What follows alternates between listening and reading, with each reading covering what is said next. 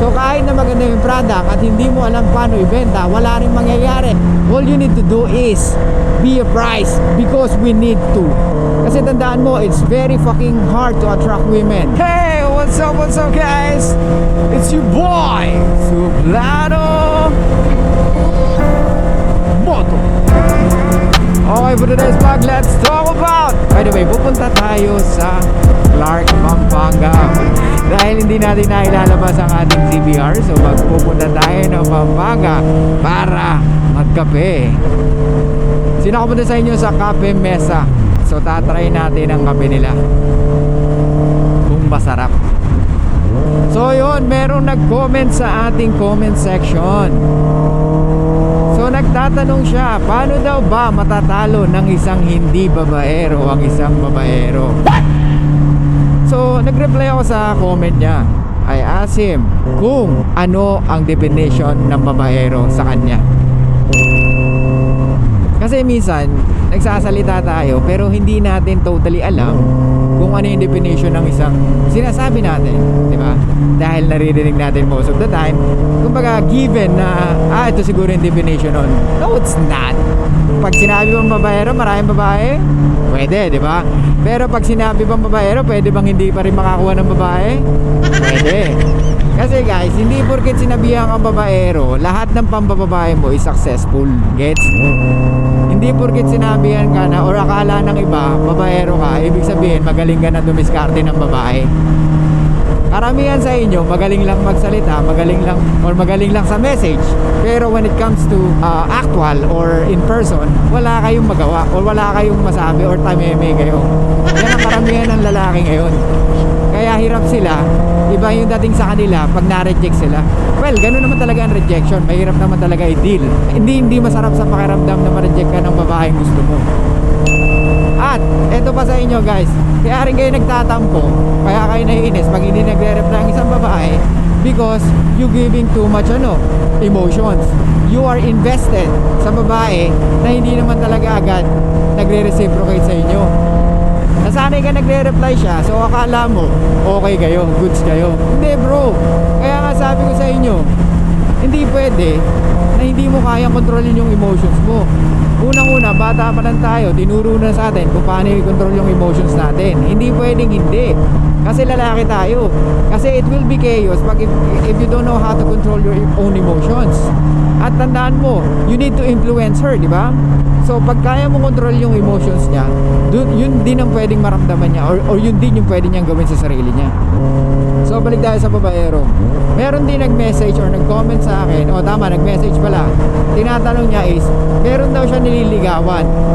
Since hindi pa naman daw sila, okay lang daw ba kung mausap ng ibang babae? Bakit, may rules ba? Sino ba nagbigay ng rules na bawal kumausap ng ibang babae kung hindi ba kayo? Kasi hindi naman sa babae yan eh.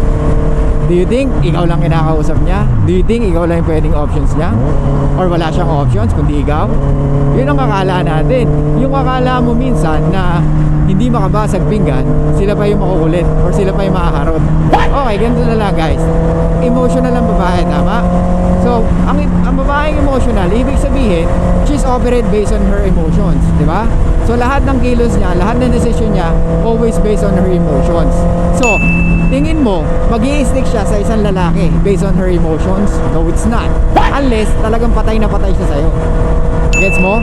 Kaya nga una pala, sinasabi ko, men are the prize, di ba? Kasi nga, we are the one leading the relationship, leading the woman, leading the family. You have the capability. Kaya nga, ikaw ang prize. Tandaan mo, a 30-year-old woman, a 30-year-old man, ibang-iba ang experience sa buhay. Gets mo?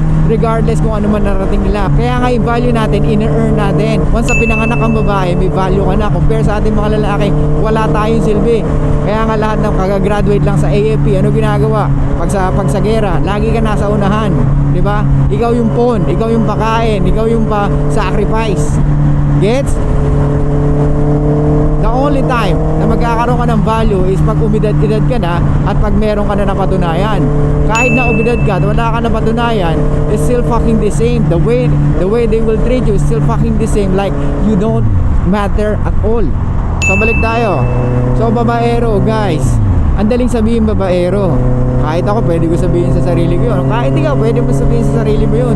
Ang pagiging babaero is dapat hindi nyo sinishame yun. Gets mo? Yun lang yung sinasabi sa taong maraming babae, pero it doesn't mean na talagang masama siyang tao.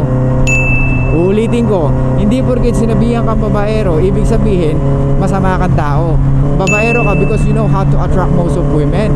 You know how to talk, you know how to be charismatic with them, you know how to make them feel good, di ba? Ngayon kung wala kang ganun at puro ka lang dakdak at puro ka lang salita at puro ka lang sa message, then hindi ka babaero. Gets? Kaya huwag kang matakot sa kalaban mo, Brad. Kung tingin mo babaero siya, dapat alam mo yan, dapat may resibo. Nasaan na resibo? Madaling sabihin niya, Brad, ay naku, kilala ko yan, ano yan, chick boy yan. So, paano mo napatunayan? Kasama mo ba ako nung dumidiskarte ako? Kasama mo ba ako nung may nililigawan ako? Sinasabi ko ba sa'yo kung paano ako dumiskarte? Kung hindi, then you cannot say na babaero ako, diba? And kung tingin mo babaero ako, guys, pag sinabihan kayo na babaero, then it's a compliment, take it. Kasi tandaan mo, it's very fucking hard to attract women, especially nowadays. Kasi nga, iba na mag-isip ang mga babae ngayon. They are feel more entitled because of the societies, because of the feminism. They think they have the power or more power than us. No, it's not. Even if we give them power to lead the nation, the relationship, they is always, alam mo na kung saan papunta. Gets mo? Kaya nga, never ever underestimate your power as a man. All you need to do is be a prize because we need to. You are the prize. Wala tayong choice kundi maging prize. Tandaan mo yan. Wala kang pakialam sa mga ibang lalaki. Wala kang pakialam sa mga ginagawa nila. Isipin mo lagi ang sarili mo. Ano pang kaya mong i-improve sa sarili mo? Ano pang kaya mong gawin para sa sarili mo? Para meron kang ma-share sa babaeng gusto mo.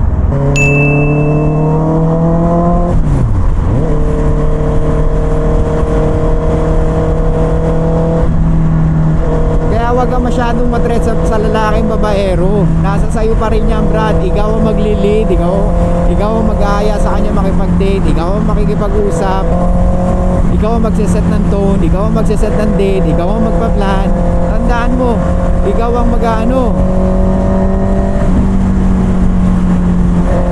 ikaw ang captain, ikaw ang kapitan ng barko. Alam mo kung saan yung mabato na dagat, alam mo kung saan yung mababaw. Dahil sa daming beses mo na nasa dagat, alam mo na kung paano.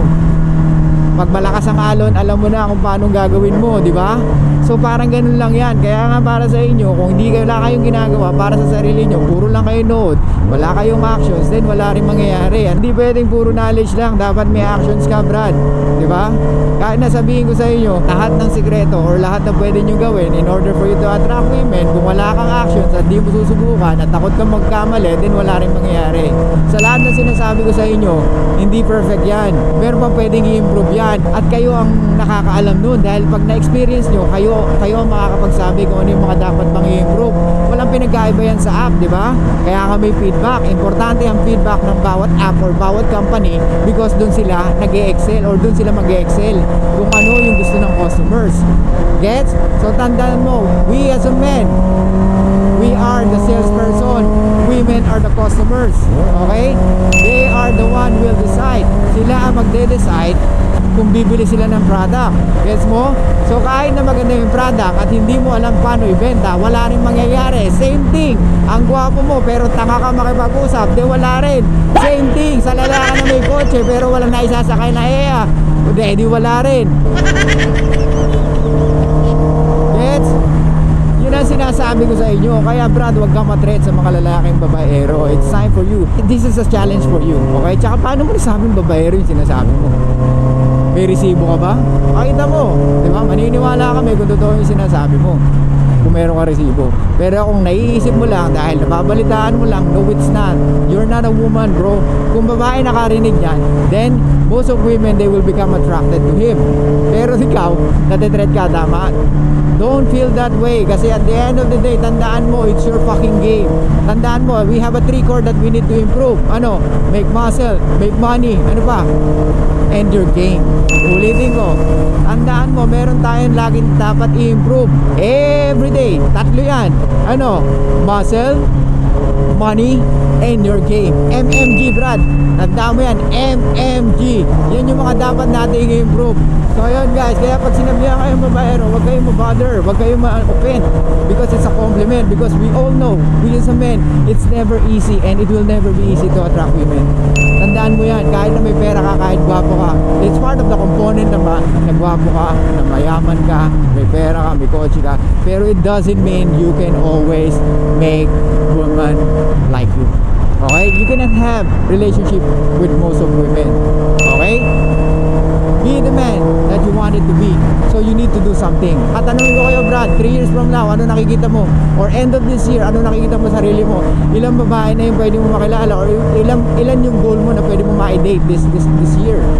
Kahit date lang, kahit labas lang, kahit walang nangyari, dun pa lang ang laking impact na nun sa confidence mo. Maniwala ka sa akin.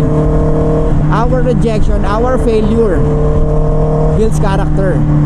Pero wag na wag mong pababayaan yung sinabi ko. Ano? MMG. Yun yung tatlo na yun na dapat lagi mong ini-improve. Your money, your muscle, and also your game. Okay? So yun lang guys, thank you so much. I'll see you guys next time. Sana may natutunan kayo. At sana Brad makatulong sa ito. Tandaan mo, ang pagiging babaero, it's a compliment. You don't need to feel shame about that. Okay? So yun lang guys, thank you so much. I'll see you guys next time. And bye-bye.